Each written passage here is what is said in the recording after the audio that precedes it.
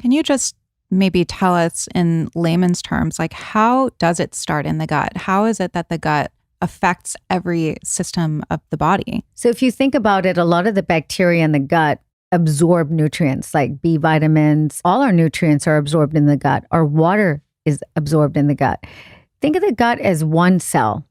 So it's like this glass. It's one cell, it's permeable enough that we can have nutrients absorbed, but it's thick enough that it prevents the toxins from being absorbed. The difference that separates the outside world to our inside body is our gut. So it's the only way. We have a security guard at the front of our body and the back, which is our rectum, our bottom, and the mouth. So there's only the two ways anything can get in, really. I mean, obviously creams, toxins get in, but generally speaking. So it's about preventing toxins from going into our body because eventually it's going to absorb into our body. So keeping that gut microbiome optimal by preventing the bad toxins from coming in. Because when we have toxins come in or we overproduce bad bacteria, they produce poop, and their poop is called fermentation. And that fermentation triggers a cascade of inflammation responses. So those inflammation responses then cause joint pain, back pain, muscle pain, that kind of hangover feeling issue. It can just make somebody just feel exhausted. It can cause nervous system issues because where are most of your serotonin receptors located? The gut. In the gut, yeah. So depression starts there. So anyone that comes into my office that says, Doc, I'm depressed or have depressive-like symptoms or anxiety, I can put it 10 out of 10 that they're not having that beautiful sausage-shaped poop every single day. So what are some of the first things that you do with somebody? Do you have them do a stool test so that you can analyze everything? Are there things that you would recommend people immediately take out of their diet if they're incorporating them? Like if they are eating dairy, gluten, sugar, just have them eliminate that for the time being? Are there supplements that are universally helpful? Like what does that look like? That's a great question. And so I will literally get them to do a crappy job, which is the stool test.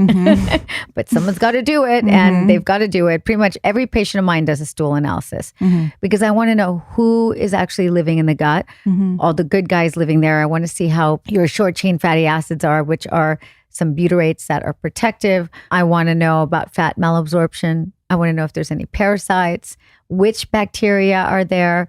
And then accordingly, I'll put together a plan. I'll clear out the bad bacteria. I'll correct the gut microbiome imbalance. And then I'll use protective supplements to ensure that we get that gut lining rebuilt. I'll also do food intolerance tests. I'm old school. I've been doing food intolerance tests for over 20 years, and I find them very effective. It's not the full treatment, but it's a good starting point, what to remove. I wrote my book really for my patients, if I'm really honest, because I kept, there are some common tenets in there that if you can't see me as a patient, please read the book because it has so much information in it. It should have been 2 books, but I got carried away because I get so passionate about this. So the book, I will always give my patient a starting point. It's like, this is where you can start until we can actually find exactly what your intolerances are and what your imbalances are in your gut. So yes. And I would also run full lab work. And what that means is not just a basic cell blood count. I would look at markers such as, ANA for autoimmune conditions, TSH, T3, T4, antibodies to the thyroid, C-reactive protein, homocysteine. I add a lot of different blood work markers that a conventional doctor sometimes might not add, although there is the tide is turning and they are medical doctors or conventional doctors are now taking that step to do more blood work because they're seeing that they're missing things, with their patient. So I always like to be as thorough as possible so I have a baseline.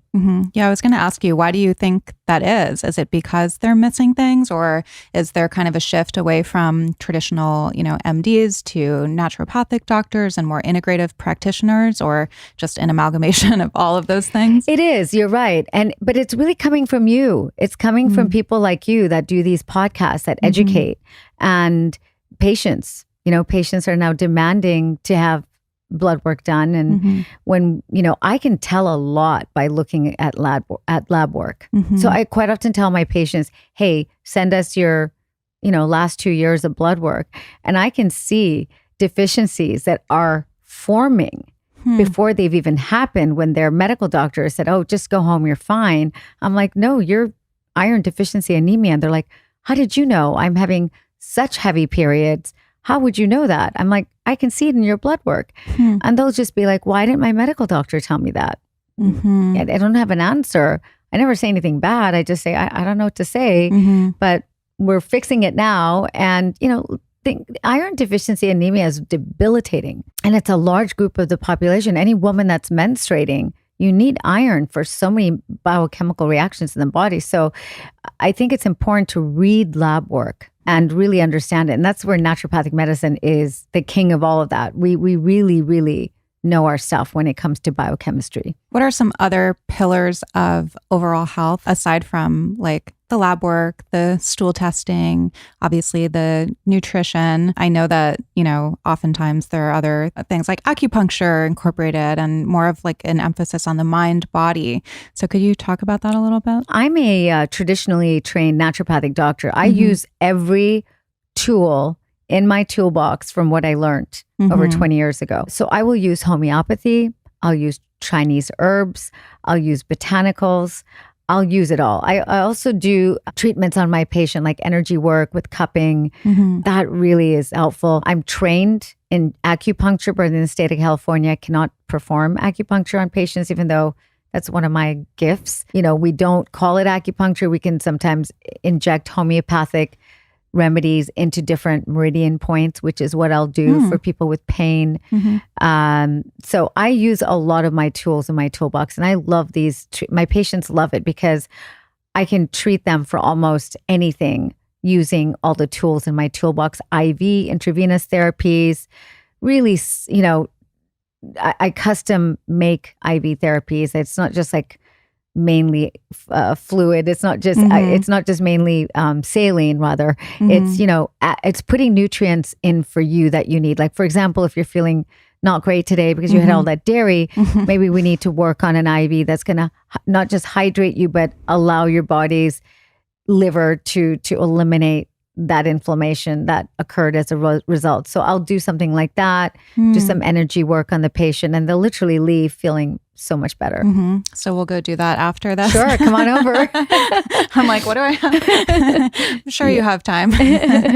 No, that sounds amazing though. And, I think it's so important because we tend to isolate everything in the body here, right? And we look at each system as its own thing, and really they're all working in concert together. So you can't really treat the one thing, especially, the gut, right? I had somebody on the other day and we were talking about hormone health and, how so many people go, okay, I'm going to fix my hormones. But then they have this gut that's, in dysbiosis, and they have SIBO or, candida or whatever. And I learned years ago when I was going through that same thing, like you have to treat the gut first, because when your body is under that chronic stress of having the digestive issues and the overgrowth, your reproductive hormones are going offline essentially, right? 100%. You're bang on. And it's so funny you said this, because this is what I'm going to give you a sneak peek. It's my second book is on, if I can get there. It's like the gut and hormones. Oh, wow. Because you can't separate them. And you're one of the first people that really have talked about this, because I don't hear a lot of people talking about the gut and hormone connection, because you can't fix your hormones if your gut's a mess. You're going to end up at square one all over again, if not worse.